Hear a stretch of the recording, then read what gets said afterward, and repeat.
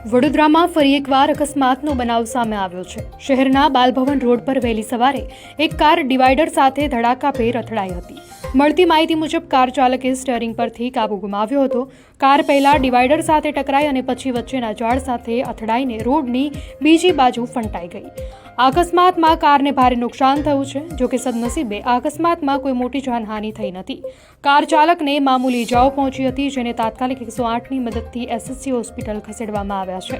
સ્થાનિક લોકો સમયસર મદદ માટે દોડી આવ્યા હતા અને ચાલકને કારમાંથી બહાર કાઢ્યો હતો। આ અકસ્માત બાદ લોકોની મોટી ભીડ જમા થઈ ગઈ હતી। સવારના સમયે થયેલા આ અકસ્માતે મોટી હોનારત ટાળી દીધી છે, પરંતુ એક પછી એક થતા અકસ્માતોને કારણે શહેરના માર્ગોની સુરક્ષા પર ગંભીર સવાલો ઊભા થયા છે। વારંવાર બનતા આવા બનાવોથી શહેરીજનોમાં એક લાગણી પ્રવર્તી રહી છે કે વડોદરા હવે અકસ્માત નગરીમાં પરિવર્તિત થઈ રહ્યું છે।